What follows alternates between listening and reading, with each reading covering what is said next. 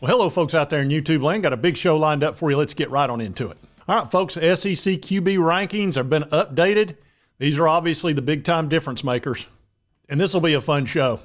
The reality is there's no more important position on any team than quarterback, and most teams, other than just a very small number, have their number one quarterback, and then there's a big drop-off between that and the backup, and it will have a huge impact on how the team ends up at the end of the year, and especially when it comes to their record. So we're going to go down this list because it's a very important list. And this is by Brad Crawford on 247 Sports. He's ranked them. We'll go down and discuss. And we'll agree with some. We'll disagree with others. Starting out with Vanderbilt, Diego Pavia. He came out of New Mexico State. He has not even been there during spring practice. He's going to show up in the summer at Vanderbilt. This poor guy. He is in for a rude awakening. I hope they paid him some good money because I tell you what, he's going to take a whooping. The SEC talent level difference is huge as far as what he's used to, and he's going on a team that just can't match up. So they've got him at number 16, which is about right. I wish him well. Now here's number 15, Lenore Sellers. This is a very unique guy. He's got a lot of talent. He's extremely raw. I've told you I've watched him play in the spring practice, in the spring game, and he can run. He can definitely run. He's going to need to with that offensive line they've got there at Carolina. But his throwing ability, while it's natural and it's there, he has some mechanical problems and some footwork issues. And I think the footwork is what's causing a few of the issues. He needs to really work on that. He's a guy that could play really well, but I think it's going to be tough for him starting out in the SEC, and he's clearly going to be the starter. He's got enough talent to do it. And you got to kind of root for a guy that wears glasses like this. And he's also a straight-A student and a really good dude is my understanding. So I'm kind of rooting for him, especially being a 3-star and all. But it's probably going to be rough on him at first. But you never know. He may turn out to be good. But I'll tell you what, if he's not, Shane Beamer's history. That's just my opinion. Peyton Thorne at Auburn, number 14. I'm fine with that. I don't think he's a very good QB. He's very average at best. Unless he shows up and pulls off a miracle this year, I think he's going to hold Auburn back. And there's no guarantee he's going to be the starter either, because I just can't imagine Hugh Freeze sticking with a guy that threw 16 touchdowns and 10 interceptions and only threw for 1,700 yards. That didn't make any sense. Talon Green of Arkansas, I have no idea about this guy. I'm sure he's got some skills and some talent, but having him 13th, he must have some skills, but I'm not impressed with Arkansas. I think Sam Pittman's future's not looking good there. Blake Shapen of Mississippi State. Here's another guy. He's going to be playing for Jeff Levy, which is a great coach to be a quarterback for. Very offensive-minded, and he will flat air that ball out. So I think he'll end up enjoying his time there at Mississippi State. So if nothing else, expect him to have a great opportunity. And he came out of Baylor. Pretty talented dude.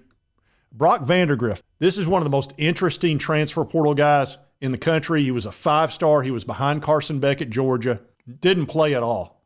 Threw the ball maybe a dozen times. Kentucky did the right thing. They spent the money and went out and got one of the very best transfer portal quarterbacks out there that you could get. A guy with a ton of upside. And they've got him number 11, which is understandable because we haven't really seen him play.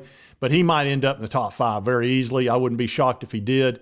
And Kentucky's defense plays well enough. I think they'll win some ball games with this guy. Number 10, Jackson Arnold of Oklahoma, 5-star quarterback, ton of talent. And Oklahoma is going to have some good players to put with him. We'll see what happens with Oklahoma. They've never played in the SEC. That's going to be a rude awakening for them. They're going to think they're super talented, but are they really? You'll find out very quickly once you start playing some of the big teams how good you really are. But I wouldn't be a bit surprised if this guy winds up in the top 5, top 6, something like that. Super talented dude. He's the clear number 1 there. Should be fun to watch and see what he does. Hopefully he does not have a good game against the Vols because we've got to go to Oklahoma and play this dude. All right, here's a guy that a lot of people are super high on down at LSU, and that's Garrett Nussmeier. Played behind the Heisman winner. Otherwise, a lot of people think he would have started for almost any team. They're super pumped about this dude. So he's going to be a fun guy to keep an eye on and see how he does. But I can tell you LSU is much more worried about their defense than they are the QB position. All right, next fellow on the list is Connor Wagman out of Texas A&M, another 5-star guy. He was playing quite well last year, and Jimbo Fisher would still have his job had he not gotten hurt. I believe he broke his foot. But look for him with Mike Elko, especially Elko, who's such a good offensive-minded coach, to have success there. And they've got a ton of talent. You might see Texas A&M turn it around pretty quickly. All right, now here's a guy that I had very little hope for last year, and that was Graham Mertz, and he wound up being a darn good quarterback. Threw for over 70%, made smart decisions, ran the ball occasionally. They still only won 5 ball games, which is surprising given how well he played. But he's going up against a heck of a schedule. They'll probably do okay the first 6 or 7 games, but when they get in that second half of that schedule, it's going to be awful. Last year, they lost their last 5 games, and it's going to be just as bad this year. We'll see if they survive this season, but Graham Mertz is a darn good quarterback, and I'm fine with him being in the top half. Nico Iamaleava, they got him number 6. I can understand why. He's only played in 1 big game. He played really well. He's got all the upside you could possibly want in a quarterback, and he's the perfect fit for a Josh Heupel offense. And he could break out this year and wind up in New York as a possible Heisman finalist. I wouldn't be a bit surprised if he does, stays healthy. I think that'll be the key. That's for any quarterback. If any quarterback goes down for any team, it's going to be huge. But I could see him definitely being in the top 2 or 3 in the SEC in the rankings, maybe number 1.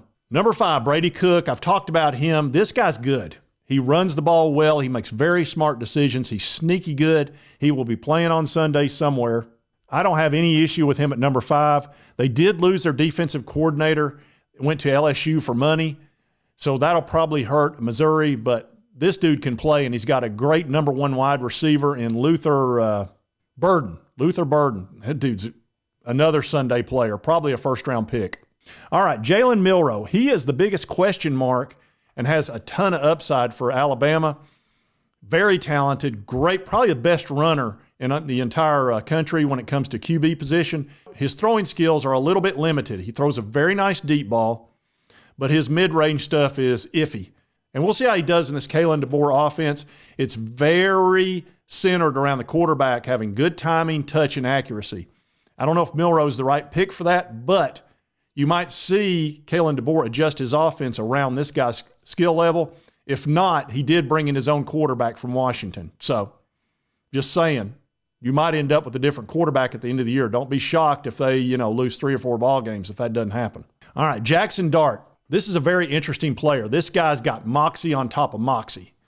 He will do whatever it takes to win, and he's a darn good quarterback, and he's playing for a very offensive-minded head coach in Lane Kiffin. Probably one of the best places to be a quarterback is either for Josh Heupel, Lane Kiffin, or a couple of other guys.